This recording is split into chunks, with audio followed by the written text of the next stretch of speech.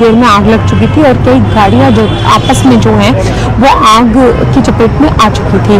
जब ये पूरा वारदात हुई तो कई लोग आवाज सुनकर वहां पर पहुंचे और जब जाकर देखा तो वहां पर लोग जो थे वो इधर उधर भागने लगे। कई लोग जो हैं वो गाड़ियां जो है एक के बाद एक जो है आग की चपेट में आ गई। तो ऐसे मंजर में कोई ये नहीं देख पाया कि उस ब्लास्ट में जो है कोई अंदर था या नहीं था, लेकिन जाहिर सी बात है कि कोई उस कार को ड्राइव कर रहा होगा, लेकिन उसके आसपास कोई पैसेंजर्स थे या नहीं थे ये इसकी जानकारी नहीं है। खुद गृह मंत्री अमित शाह ने ये बताया कि i20 कार थी और अब जो इन्वेस्टिगेशन हुई है उसमें ये पता लगाया गया है कि सलमान नाम के व्यक्ति के नाम पर वो गाड़ी थी, लेकिन उनका कहना है उन्होंने वो गाड़ी बेच दी है। तो आरटीओ के द्वारा जो है वो अब पता लगाया जा रहा है कि वो जो गाड़ी है उसका करंट ओनर कौन है।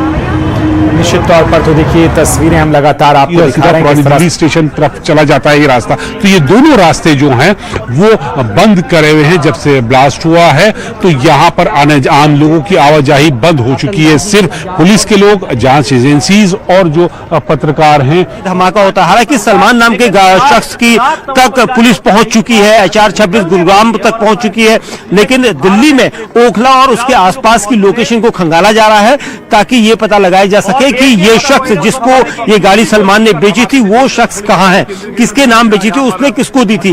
तो अब ये एंगल बिल्कुल डिफरेंट इन्वेस्टिगेशन में हो चुका है और इसलिए इस आदमी तक पहुंचना बहुत जरूरी है। हालांकि सीसीटीवी कैमरा फुटेज की जानकारी अब तक नहीं मिल पाएगी, लेकिन कैमरा फुटेज के जरिए पुलिस यहां पर काफी कुछ हासिल कर चुकी है। कई ऐसे चेहरे वो देख रही है जिसको इन्वेस्टिगेशन में शामिल किया गया है। तो पुलिस का सूत्र बता रहे हैं कि कई ऐसे फुटेज को देखकर यहां पर अनुमान लगाया गया कि गाड़ी के अंदर कितने लोग थे, क्योंकि सबसे अहम चीज वही होगी इन्वेस्टिगेशन में कि गाड़ी के अंदर कितने लोग बैठे थे जिस गाड़ी के अंदर धमाका हुआ था। अगर एक होता है या दो होते हैं तो कहीं ना कहीं एक बड़ा यहां पर खुलासा हो सकता है। वहीं क्या इसमें एक्सप्लोसिव लेकर वो जा रहे थे, ये भी एक बड़ा सवाल होगा कि क्या वो कोई प्लान करके जा रहे थे, क्योंकि हम देख सकते हैं कि पिछले 1 से 2 दिन में लगातार फरीदाबाद चर्चा में आया था, तो इसके तार क्या फरीदाबाद में जुड़ते नजर आएंगे, ये भी देखना होगा। वहीं दूसरी तरफ इन्वेस्टिगेशन एजेंसी किसी भी एंगल को यहां पर छोड़ नहीं रही है और इसीलिए वो इस वक्त बिल्कुल जांच कर रही है।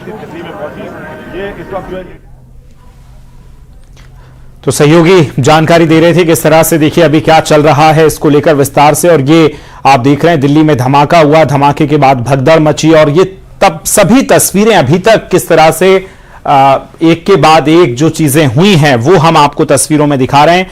चलती कार में धमाका हुआ, एक संदिग्ध पकड़ा गया, अयोध्या से सुरक्षा बढ़ाई गई। यूपी खासतौर पर दिल्ली NCR से सटे सभी राज्यों में सुरक्षा पुख्ता कर दी गई है और 8 लोगों की मौत हो गई है, कई अभी घायल बताए जा रहे हैं। फरा, ये जिन 8 लोगों की मौत हुई है इनके बारे में डिटेल्स आ गई हैं?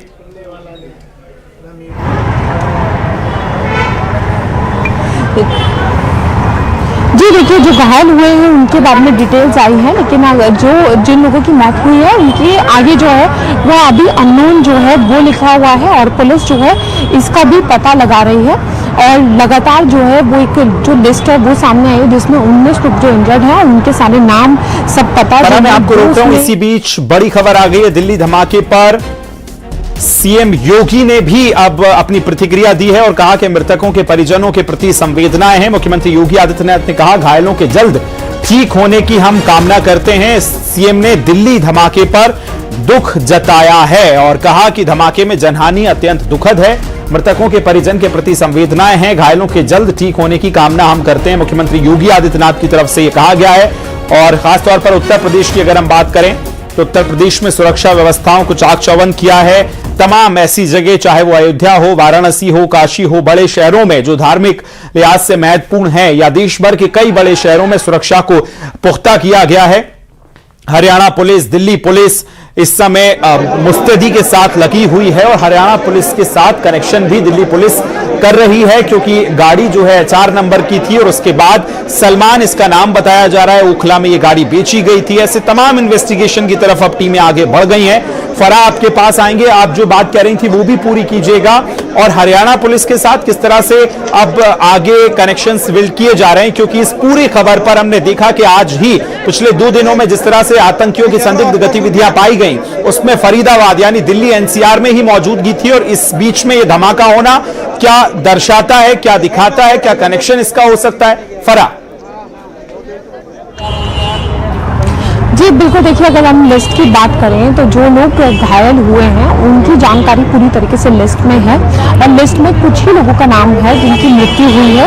एक यूपी से जो है अशोक हैं, उनकी मृत्यु हुई है, उनके बारे में जानकारी दी गई है, लेकिन बाकी लोगों की जो जानकारी है वो अभी तक नहीं सामने आई है। उनके नाम जो है वो इसमें नहीं है, अननोन कर वो लिस्ट में शामिल किया गया है, उसका भी जो है वो पुलिस लगातार पता लगा रही है। वहीं अगर हम बात करें तो जो गाड़ी मिली है वो एक सलमान नाम के एक व्यक्ति हैं जिनके नाम पर वो गाड़ी मिली है, लेकिन इन्वेस्टिगेशन में उन्होंने पुलिस को पूरी तरीके से ये बताया है कि वो जो गाड़ी है वो उन्होंने बेच दी थी और उसके बाद जो है वो इन्वेस्टिगेशन हो रही है। अब क्योंकि HR नंबर है तो हरियाणा पुलिस से भी जो है वो इन्वेस्टिगेशन बातचीत हो रही है, उधर से भी इन्वेस्टिगेशन हो रही है और जिस तरीके से लगातार 2-3 दिनों से जो है पूरी तरीके से हाई अलर्ट हो रहा था, चाहे वो दिल्ली NCR की बात करें, उसी तरीके से जो है अब जो इतना बड़ा हादसा दिल्ली में हुआ है तो ये सब जांच का विषय है और लगातार जो है वो चेकिंग की जा रही है, क्योंकि आप देख सकते हैं कि हादसे के कुछ ही घंटों के बाद जो है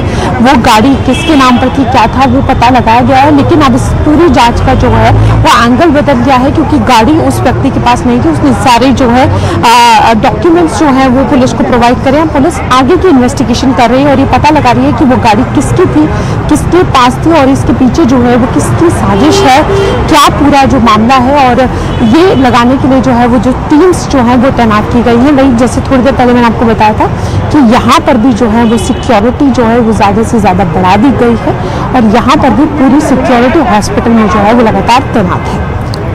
अभी घटना स्थल पर वहां क्या हालात है? पुलिस ने पूरी तरह से उसको कवर कर दिया है और वहां चूंकि वो पूरा इलाका वहां अमूमन रात के वक्त में भी बड़ी चहलकदमी रहती है, अभी वहां क्या हालात हैं फरा?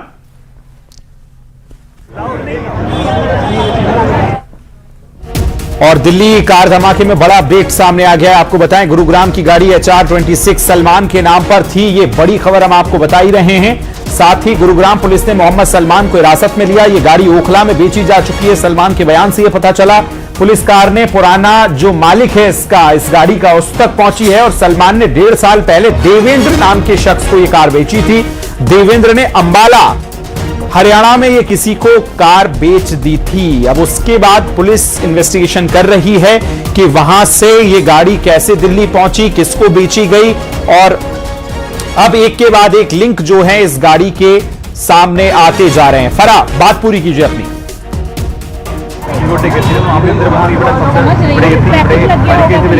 जी बिल्कुल, देखिए जहाँ पर ये पूरा जो वारदात हुई है, लाल किला का जो इलाका है, जो जैसे मैं बता दूं कि आसपास चांदनी चौक का मार्केट भी जो पड़ता है, गेट नंबर 1 मेट्रो स्टेशन है, एक प्रोमिनेंट इलाका है, वहाँ पर बहुत ज्यादा भीड़ जो है वो देखने को मिलती है। भारी संख्या में लोग वहाँ पर शॉपिंग के लिए जाते हैं, तो ऐसे में वहाँ पर बहुत ज्यादा चहल पहल जो है वो रहती है और काफी वहाँ पर जो है वो ट्रैफिक भी लगता है, ट्रैफिक की समस्या भी वो जो है वहाँ पर बहुत ज्यादा रहती है।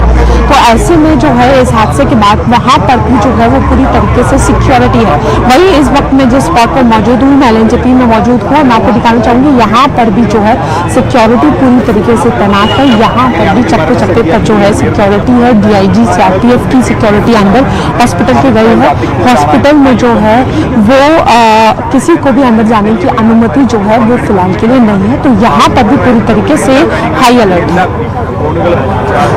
बिल्कुल, देखिए अलर्ट जारी है ही और लगातार अब टीमें जो हैं वो इन्वेस्टिगेशन कर रही हैं। ये तस्वीरें हम दिखा रहे हैं आपको उन तमाम टीमों के जो वहां पहुंची हुई हैं और अब विस्तार से जिन गाड़ियों में ब्लास्ट हुआ उनके जो टुकड़े रहे हैं और ये समझा जा सके कि ब्लास्ट किस तरह से हुआ है, किस तरह की प्रयोग तकनीक का इसमें किया गया है, वो भी आप तस्वीरें देख रहे हैं। बड़ी संख्या में पुलिस फोर्स नजर आ रही होगी।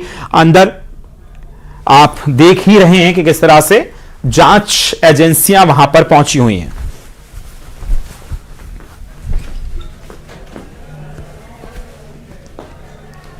असर से हुआ, उस वजह से वो गाड़ियां जली है। 3 से 4 गाड़ियां जली हैं। अब उनके बारे में भी पता लगाया जा रहा है कि इन गाड़ियों जो जली हैं वो किसकी हैं, उनका मालिक कौन है। लेकिन जो प्रारंभिक तो आपको बताएं, दिल्ली में ब्लास्ट के बाद वाराणसी में हाई अलर्ट जारी कर दिया है। वाराणसी में पुलिस ने रेलवे स्टेशन, रोडवेज, एयरपोर्ट समेत मंदिरों की सुरक्षा बढ़ा दी है। शहर में जगह जगह सघन चेकिंग अभियान भी चलाए जा रहे हैं।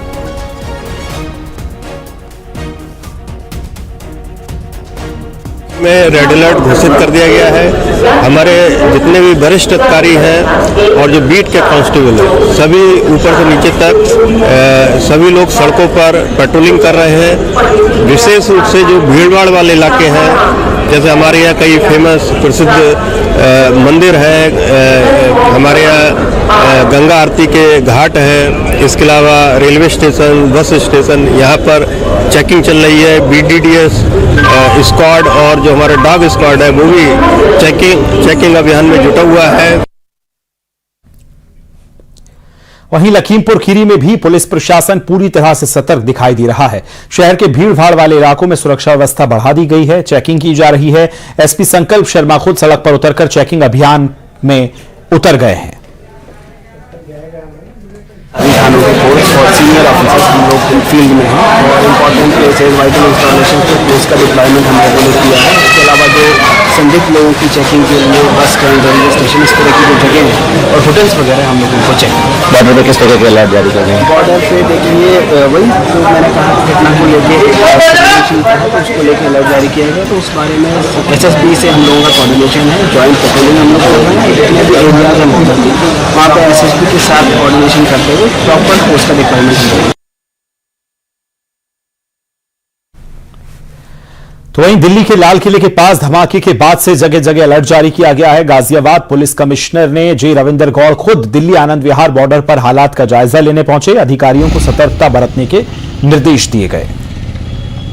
चेकिंग चलाई जा रही है, DCP भी मौजूद है, लगातार मुख्यमंत्री ने भी निर्देश दिए हैं। किस तरह से सर चेकिंग चल रही है? यहाँ हम लोग दिल्ली ब्लास्ट के मद्देनजर हम गाजियाबाद पुलिस कमिश्नरेट में अलर्टनेस है। हम लोग अभी आप देख रहे हैं दिल्ली बॉर्डर पे है, हम लोग यहाँ से जो वाहन आ रहे हैं उनको चेक कर रहे हैं। बाकी जितने भी संवेदनशील स्थान है वो सभी जगह हम लोग अलर्ट है, चेकिंग चल रहा है।